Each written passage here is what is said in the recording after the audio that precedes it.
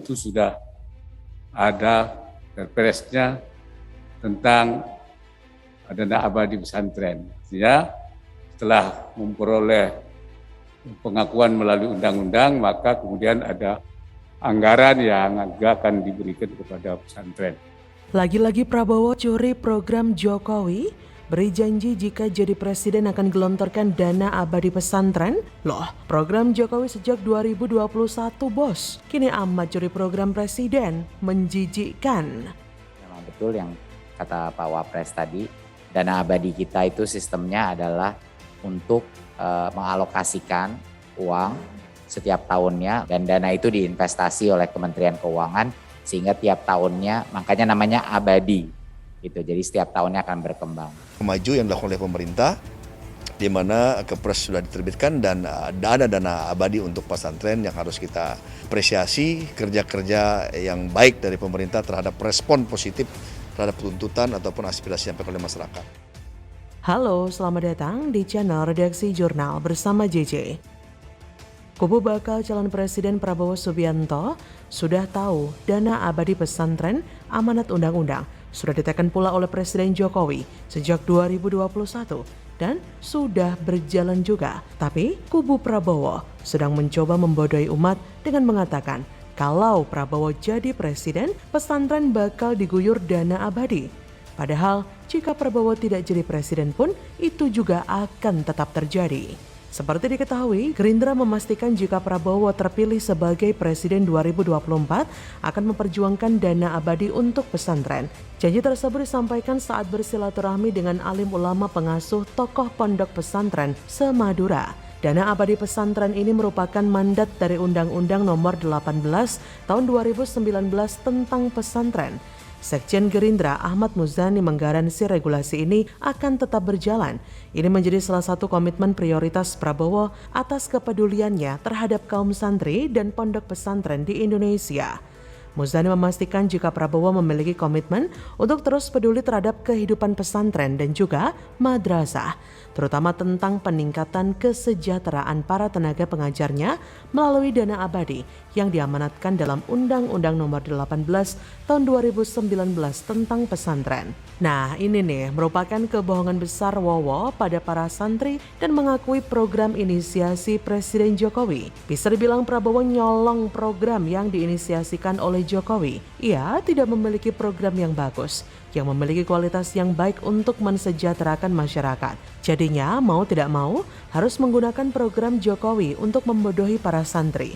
Padahal Presiden Jokowi sebelumnya mengalokasikan anggaran sebesar 250 miliar untuk peningkatan kualitas sumber daya manusia di lingkungan pesantren pada 2023. Anggaran itu disiapkan melalui skema dana abadi pesantren yang bersumber dari dana abadi pendidikan. Penyiapan anggaran tersebut dibahas dalam rapat koordinasi yang digelar di Gedung Kementerian Agama Selasa 7 Maret silam dan dihadiri para pimpinan Kementerian Agama dan LPDP Kementerian Keuangan. Sekjen Kemenak Nizar Ali mengapresiasi langkah-langkah percepatan yang dilakukan LPDP untuk merealisasikan dana abadi pesantren. Hal itu seharusnya memang bisa dilakukan mengingat sekarang sudah ada regulasi yang menjadi payung hukum. Jadi bisa dibilang, mau Prabowo jadi presiden atau tidak, dana abadi pesantren ini tetap akan dijalankan.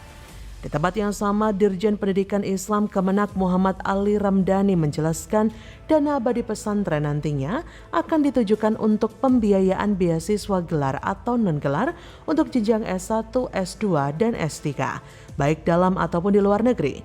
Jadi terbukti memang kualitas Prabowo ini tidak ubahnya Anies yang cuma bisa nyolong program orang lain, mengklaim program Jokowi untuk menang di Pilpres 2024 nanti. Bagaimana bisa bilang meneruskan program Jokowi, sedangkan program yang sedang dijalankan saja dia tidak tahu, malah mengklaim mau menjalankan. Begitulah mentalitas kaum pendusta, mengelabui masyarakat pesantren demi cari simpati dan dukungan. Bullshit kalau dia bilang tidak mau cari dukungan. Capres yang tak punya prestasi kerjaannya ya cuma klaim sana-sini, seolah-olah itu program dari dirinya. Kalaupun ditanya prestasinya apa, pasti akan dijawab dengan foto kebersamaan dengan Jokowi. Memang, membuat hoaks dan membodohi rakyat itu sudah jadi pakem politik kubu Wowo. Jadi semakin yakin kan kalau mendukung dia harus bego dulu? Inilah yang menjadi karakter Wawo yang secara jelas perlu diganti dan perlu juga diwaspadai oleh masyarakat, terutama anak muda atau para santri. Sebagai rakyat, kita harus cerdas, jangan mudah dibodohi. Pastikan Anda memilih capres yang paham akan program dan mau melanjutkan program Jokowi, bukan malah mengaku-ngaku apalagi mencuri. Bagaimana menurut Anda?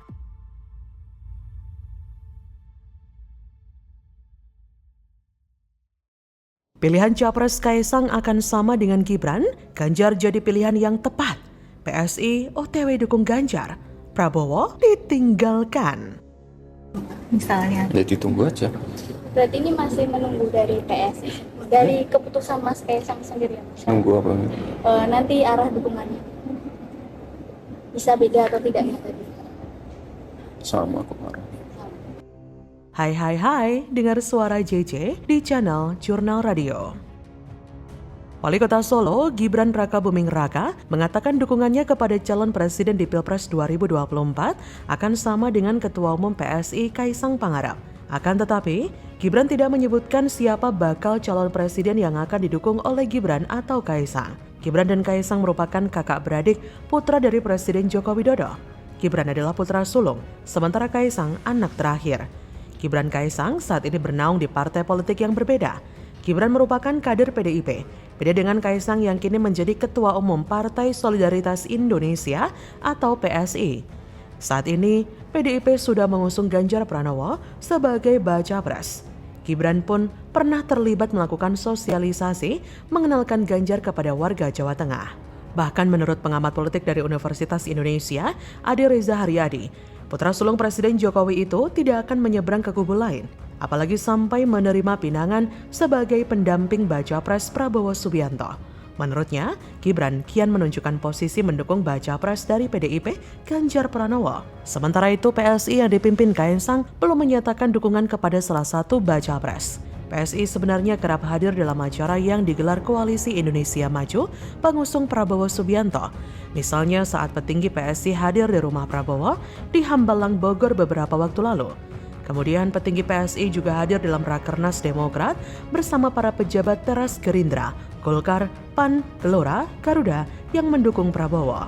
Terbaru, Kaisang membawa petinggi PSI menemui petinggi PDIP, partai politik pertama yang dikunjungi Kaisang usai menjadi Ketua Umum PSI.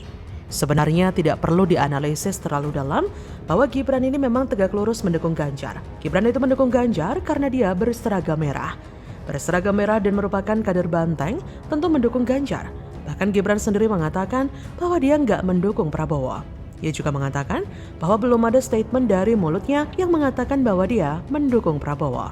Jadi gampang ya kita bisa melihat bagaimana Ganjar didukung oleh Gibran. Pengakuan dari Gibran ini memang tidak spesifik mengatakan Ganjar Pranowo, melainkan secara implisit.